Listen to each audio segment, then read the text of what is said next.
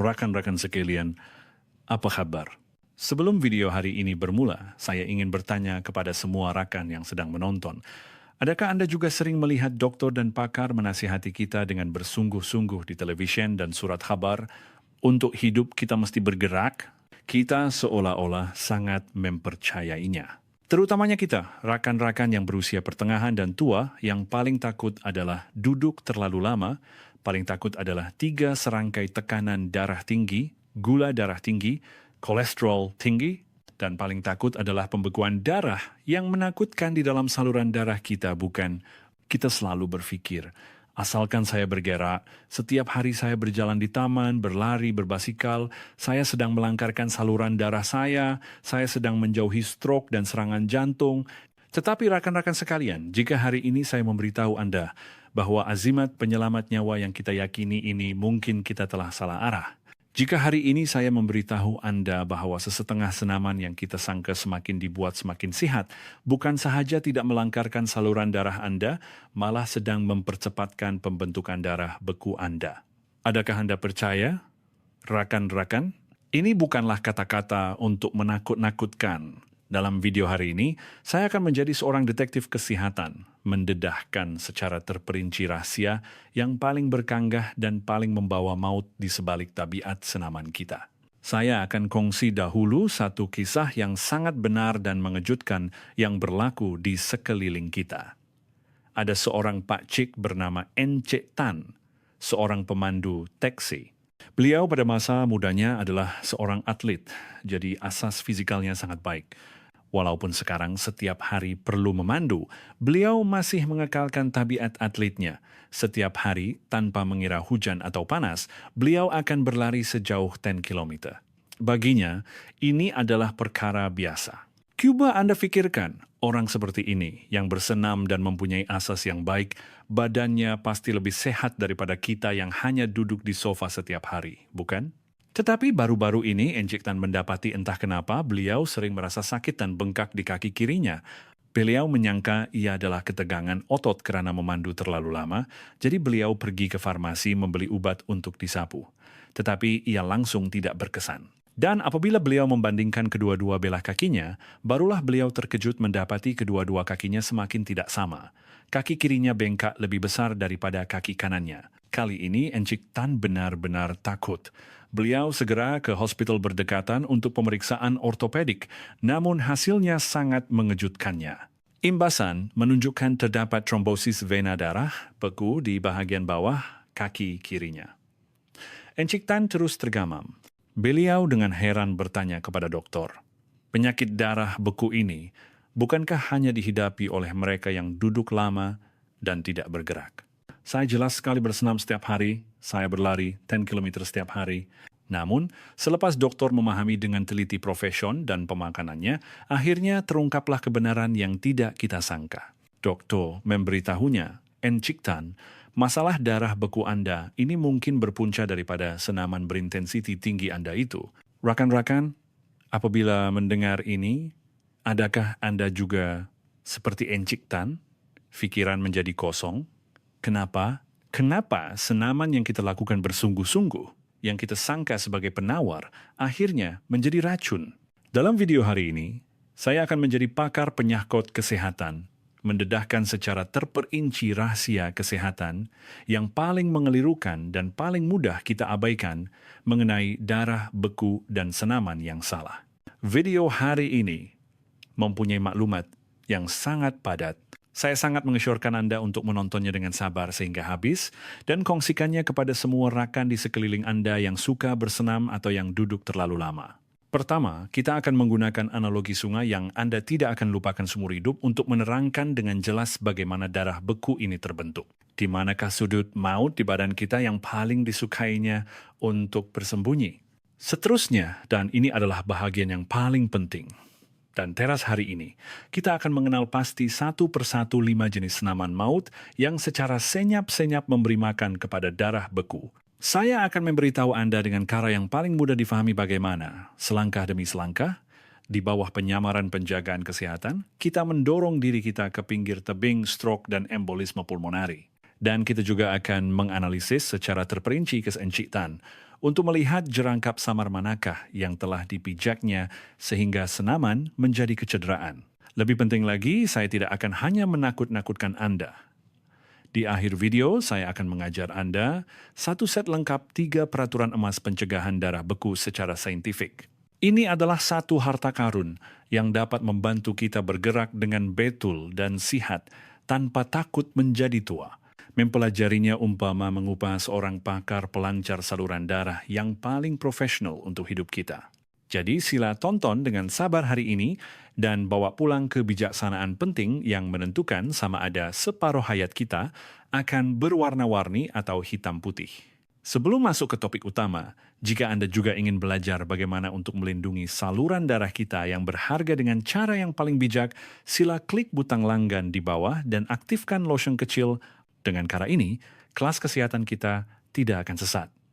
Jika Anda suka perkongsian kami hari ini, sila type saluran darah sihat di ruangan komen untuk memberi semangat kepada kesehatan kita bersama. Baiklah, sebelum mendedahkan 5 jenis senaman mau itu, kita mesti terlebih dahulu membina satu konsep yang paling penting. Dengan memahami hubungan antara badan kita dan darah beku, barulah kita boleh faham mengapa duduk lama dan bergerak secara salah adalah 2 sisi bahaya yang sama. Anda boleh bayangkan badan kita sebagai sebuah sistem sungai yang sangat besar dan kompleks. Saluran darah kita di seluruh badan adalah aliran sungai besar dan kecil. Darah kita adalah air sungai. Di dalam air sungai ini penuh dengan nutrien dan oksigen yang paling diperlukan oleh badan kita. Dalam keadaan normal, air sungai kita mengalir dengan lancar. Tetapi, ada kalanya di dalam aliran sungai kita, akan muncul halangan yang menyekat aliran cekair. Halangan ini terbentuk daripada endapan dalam cekair darah kita, yaitu apa yang kita kenali sebagai darah beku. Anda pasti akan berpikir, sungai yang elok, kenapa tiba-tiba membeku? Kemunculan darah beku selalunya menandakan ketidakseimbangan 2 sistem di dalam badan kita. Satu dipanggil sistem pembekuan, yaitu kuasa yang membuat darah membeku. Satu lagi dipanggil sistem anti-pembekuan, yaitu kuasa yang menghalang darah daripada membeku. Apabila keupayaan pembekuan darah kita menjadi terlalu kuat dan keupayaan anti-pembekuan menjadi terlalu lemah, air sungai kita akan menjadi pekat dan kebolehbekuan darah akan meningkat. Pada masa ini, selagi 2 syarat lain dipenuhi, halangan darah beku ini akan terbentuk serta-merta. Apakah 2 syarat itu? Pertama adalah air sungai mengalir terlalu perlahan, yaitu aliran darah melambat. Cuba Anda bayangkan, sebuah sungai berlumpur yang mengalir sangat perlahan. Adakah ia sangat mudah untuk mendapatkan lumpur di dasar sungai? Inilah sebabnya mengapa orang yang duduk lama atau perlu berbaring lama di katil paling mudah mengalami darah beku. Karena aliran balik darah vena di kaki mereka, yaitu bahagian bawah badan kita, sangat perlahan. Air sungai hampir tidak mengalir, jadi sudah tentu ia mudah tersumbat. Kedua adalah dasar sungai cedera, yaitu sel endotelium saluran darah rosak. Dasar sungai kita, yaitu dinding dalam saluran darah, asalnya sangat licin.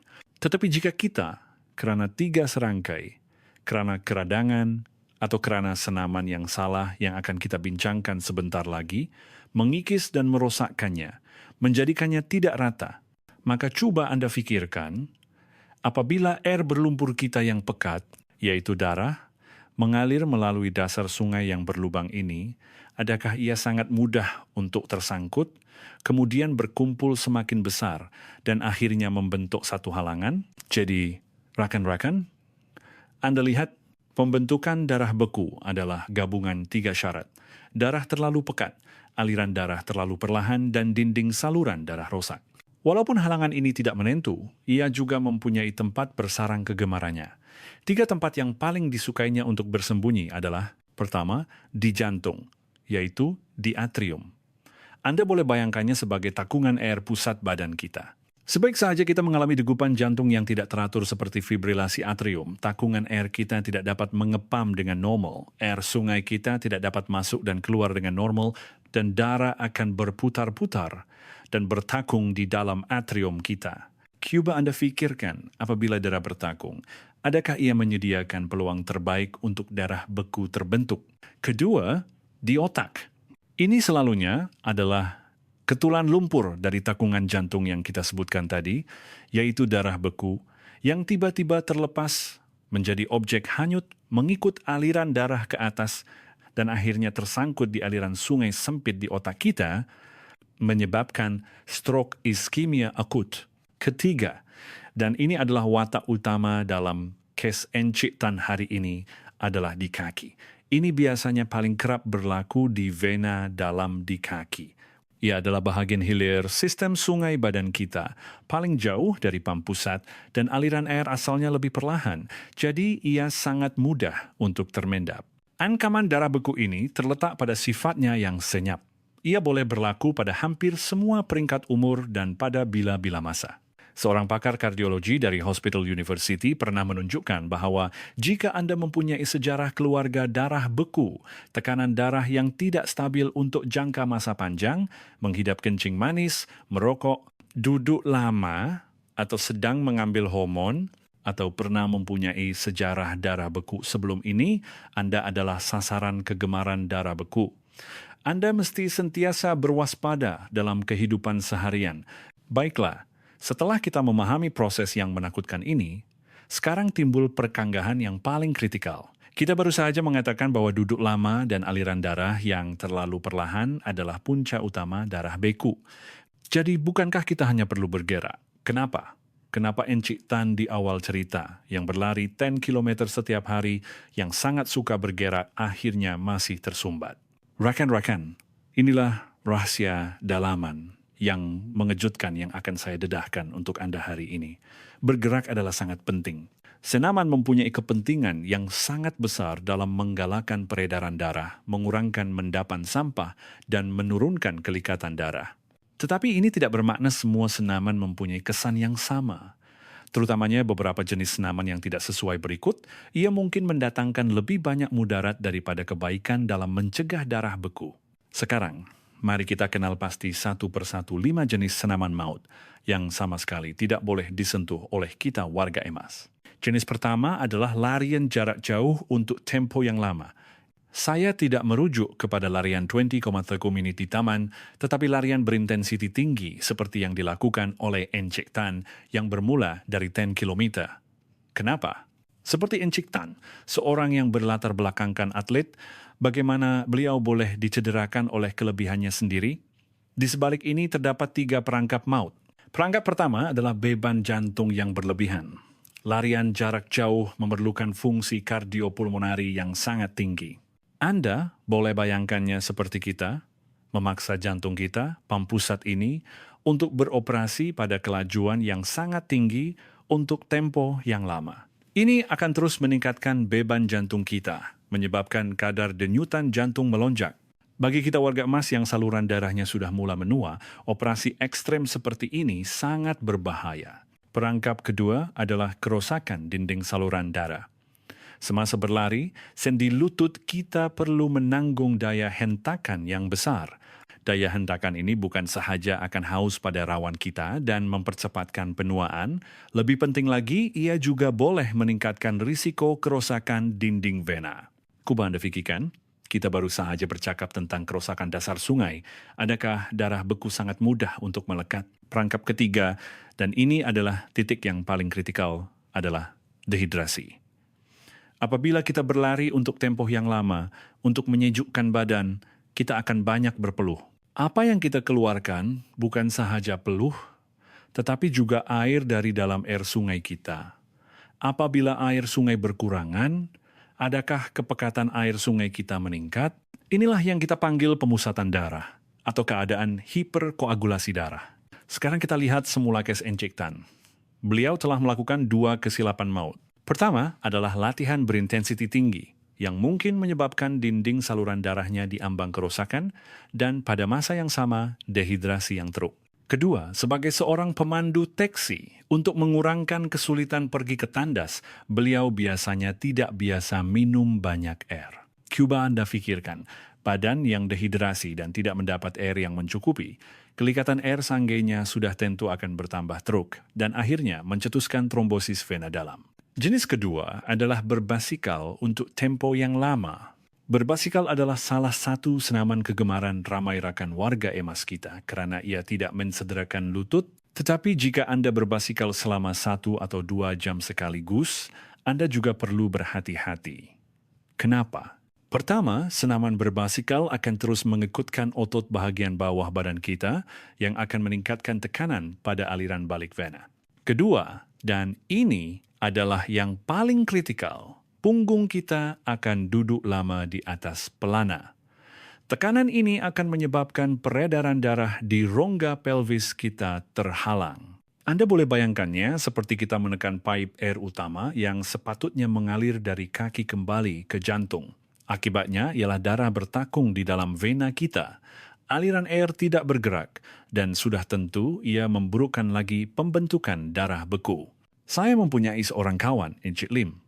Selepas bersara, beliau sangat suka berbasikal.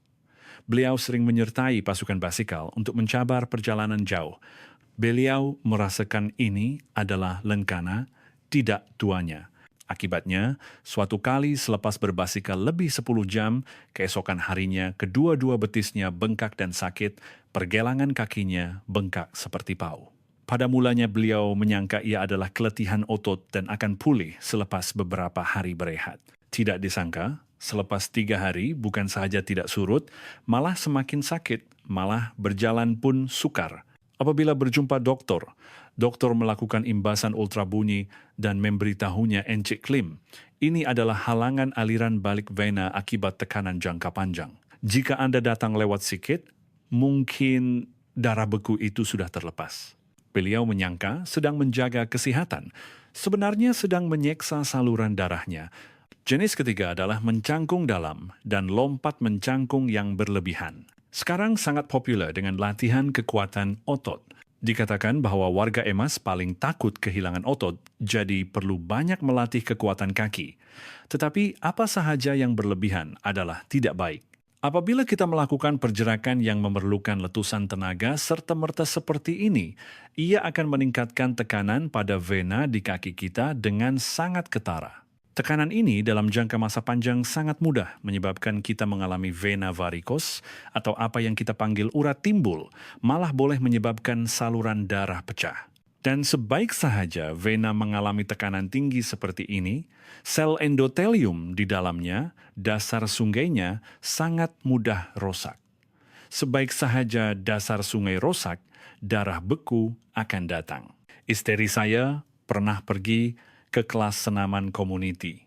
Guru itu masih muda dan bertenaga, lalu mengajar pakcik dan makcik itu melakukan lompat mencangkung. Akibatnya, seorang makcik bernama Puan Siti, yang biasanya tidak mempunyai asas senaman dan sangat kompetitif, tidak mahu kalah kepada orang lain, lalu memaksa diri melakukan 20 kali. Keesokan harinya, bahagian dalam pahanya lebam. Itulah pecahnya saluran darah subkutan. Ini sedang mencipta sarang untuk darah beku. Terutamanya kita warga emas, saluran darah kita asalnya lebih rapuh, mesti melakukan mengikut kemampuan. Jenis keempat adalah senaman meregangkan kaki untuk tempoh yang lama.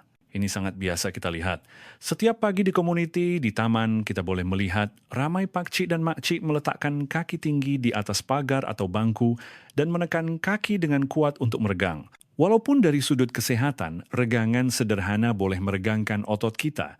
Tetapi jika Anda menekan saluran darah di kaki kita dalam satu posisi untuk tempoh yang lama, aliran balik darah vena kita akan terhalang.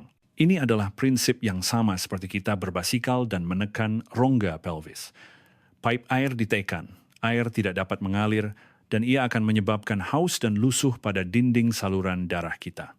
Dan jika Anda tersalah guna tenaga, seperti sesetengah orang yang suka meminta orang lain memijak belakang mereka dan menyebabkan ketegangan otot, badan kita akan memulakan tindak balas keradangan. Keradangan ini pula akan memburukkan lagi vena varikos dan pembentukan darah beku di bahagian bawah badan kita. Baiklah, yang terakhir, jenis kelima, dan ini adalah yang paling berbahaya, dipanggil senaman mengejut selepas duduk lama. Rakan-rakan, ini adalah satu jerangkap samar yang paling mudah menyebabkan warga emas mendapat masalah besar. Kita baru sahaja bercakap selepas duduk lama, kelajuan peredaran darah di vena kaki kita telah menjadi sangat perlahan.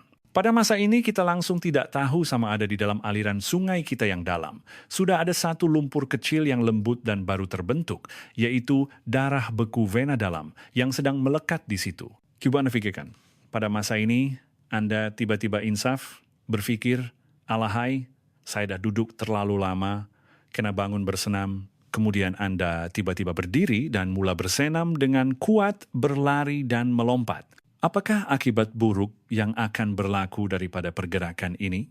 Pergerakan kuat Anda ini umpama tiba-tiba menghidupkan motor berkuasa tinggi di dalam aliran sungai yang termendap. Hentakan aliran air yang kuat ini sangat berkemungkinan akan menghanyutkan darah beku lembut yang asalnya tidak begitu kuat melekat itu.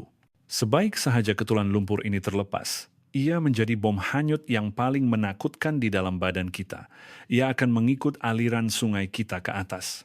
Jika ia sampai ke paru-paru dan tersangkut di arteri pulmonari kita, ia akan menyebabkan embolisme pulmonari yang selalunya membawa maut. Jika ia melepasi jantung dan sampai ke otak, tersangkut di saluran darah otak kita, ia akan menyebabkan stroke iskemia.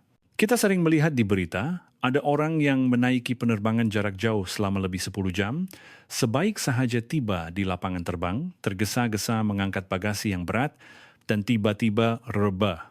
Dihantar ke hospital pun tidak sempat. 9 daripada 10 kes seperti itu adalah darah beku di kaki yang terbentuk akibat duduk lama, kerana apabila dia tiba-tiba menggunakan tenaga, darah beku itu terlepas dan menyebabkan embolisme pulmonari akut. Jadi, rekan-rekan, Anda lihat, senaman benar-benar adalah sebilah pedang bermata dua.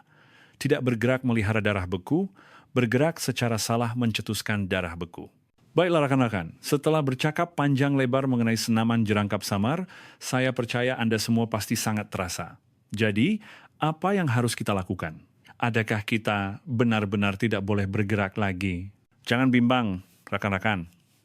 Apa yang kita bincangkan hari ini sama sekali bukan untuk membuat kita menjadi patung, tetapi untuk belajar bagaimana untuk bergerak dengan bijak. Sekarang, saya akan mendedahkan bagaimana kita sepatutnya menjaga saluran darah kita yang berharga. Inilah harta karun kita hari ini. 3 peraturan EMAS pencegahan darah beku secara saintifik. Peraturan EMAS pertama, dan ini adalah yang paling penting, dipanggil perhatikan senaman sederhana. Rakan-rakan, walaupun senaman itu baik, tetapi senaman yang salah kadangkala akan memberi kesan sebaliknya. Senaman yang berlebihan untuk tempoh yang lama akan meningkatkan beban kardiovaskular kita. Saluran darah kita di bawah tekanan tinggi untuk jangka masa panjang akan mencetuskan kerosakan sel endotelium, yaitu dasar sungai kita akan rosak, malah akan meningkatkan risiko kerosakan miokardium. Oleh itu, senaman sederhana adalah kuncinya. Menurut cadangan sebuah jurnal kardiologi tempatan, kita warga EMAS hanya perlu melakukan 150 minute senaman intensity sederhana setiap minggu, sudah mempunyai kesan yang sangat baik dalam membaiki saluran darah kita dan menggalakkan peredaran darah. Jika Anda bahagikannya, ia adalah kira-kira 30 menit setiap hari, 5 hari seminggu. Bukankah sangat mudah? Kita sedang menjaga sungai kita, bukan menyertai sukan Olimpik. Peraturan EMAS kedua adalah berjalan pantas 30 menit setiap hari. Memandangkan senaman berintensiti tinggi itu berisiko untuk kita, maka kita harus memilih bentuk yang lebih mudah. Berjalan adalah pilihan terbaik kita. Ia adalah sejenis aktiviti aerobik yang sangat baik, dan berjalan pantas boleh melatih fungsi kardiopulmonari kita dengan sangat berkesan, menggalakkan peredaran darah seluruh badan, dan mempunyai kepentingan yang sangat besar dalam mengurangkan risiko darah beku. Jadi, bagaimana untuk berjalan pantas dengan paling berkesan? Saya akan ajar Anda satu prinsip 350 senten yang sering dipromosikan oleh dokter di negara kita. Pertama adalah pastikan berjalan pantas selama 30 menit, sebaik-baiknya boleh berjalan sejauh 3 km atau lebih. Kedua adalah 5. Kekalkan bersenam sekurang-kurangnya 5 kali seminggu. Ketiga adalah 7. Kita perlu memantau kadar denyutan jantung kita selepas bersenam. Kadar denyutan jantung Anda selepas bersenam ditambah dengan umur Anda sebaik-baiknya melebihi 170. Contohnya, jika Anda berumur 70 tahun ini, maka kadar denyutan jantung Anda selepas bersenam sebaik-baiknya mencapai sekitar 100 denyutan semenit. Berjalan pantas ini umpama menghidupkan fungsi pembersihan otomatik aliran sungai kita menggunakan aliran air yang stabil dan berterusan untuk membawa pergi lumpur itu dengan perlahan dan selamat. Peraturan EMAS ketiga adalah perincian kehidupan, adalah asasnya. Rakan-rakan, hanya bergantung pada senaman adalah tidak cukup. Kesehatan saluran darah kita dimakan dan ditidur untuk dijaga. Ini umpama kita bukan sahaja perlu membersihkan, kita juga perlu melakukan pemeliharaan tanah dan air di hulu dengan baik. Dari segi pemakanan, kita harus mengamalkan model pemakanan yang sihat seperti struktur diet Mediterranean. Kita perlu membersihkan air sungai kita, mengurangkan pengambilan nasi putih dan mie putih yang ditapis, makan lebih banyak protein berkualiti tinggi seperti ikan, ayam, tauhu, serta kekacang dan kacang. Makanan baik ini memastikan pemakanan kita seimbang. Dari segi tabiat hidup, kita harus mengurangkan tabiat buruk seperti merokok dan minum arak. Jangan lagi menuang bahan kimia beracun ke dalam air sungai kita. Amalkan waktu kerja dan rehat yang teratur, kurangkan berjaga malam. Setiap malam sebaik-baiknya tidur cukup 7 hingga 8 jam, beri sistem aliran sungai kita masa yang cukup untuk berehat dan menyelenggara. Pada masa yang sama, pastikan melakukan pemeriksaan kesehatan secara berkala untuk mencegah sebelum berlaku. Dengan melakukan semua perincian kehidupan ini dengan baik, barulah air sungai kita akan bersih, barulah dasar sungai kita akan kukuh. Baiklah rekan-rekan, perbincangan kita mengenai topik yang sangat penting mengenai senaman dan darah beku hari ini berakhir di sini. Mari kita imbas kembali dengan pantas 3 perkara penting yang boleh menyelamatkan nyawa hari ini. Pertama, kita perlu menyadari bahwa duduk lama akan memelihara darah beku, tetapi senaman yang salah pula mencetuskan darah beku. Kedua, kita perlu ingat dengan kukuh 5 jenis senaman maut yang perlu kita warga EMAS berhati-hati, yaitu larian jarak jauh, berbasikal jarak jauh, mencangkung berlebihan, meregangkan kaki untuk tempo yang lama, dan senaman mengejut selepas duduk lama. Ketiga, kita perlu menguasai 3 peraturan EMAS pencegahan darah beku secara saintifik untuk mengambil tindakan proaktif demi kesehatan kita, yaitu perhatikan senaman sederhana, 150 menit seminggu, berjalan pantas 30 menit setiap hari, mematuhi prinsip 351, dan menyesuaikan perincian kehidupan bermula dari pemakanan dan waktu tidur. Rakan-rakan, badan kita adalah seperti sebuah mesin yang paling kompleks. Apa yang diperlukannya bukanlah obat kuat, tetapi penjagaan yang teliti. Mulai hari ini, mari kita bersama-sama menjaga aset kesehatan kita yang paling penting dan paling sering diabaikan ini dengan cara yang paling bijak dan paling sederhana. Saya berharap perkongsian hari ini benar-benar membantu Anda. Jika Anda suka perkongsian kami, jangan loke untuk menekan butang suka pada video kami, langgan saluran kami, dan kongsikannya kepada semua ahli keluarga dan rakan-rakan yang Anda sayangi. Kita jumpa lagi di video akan datang.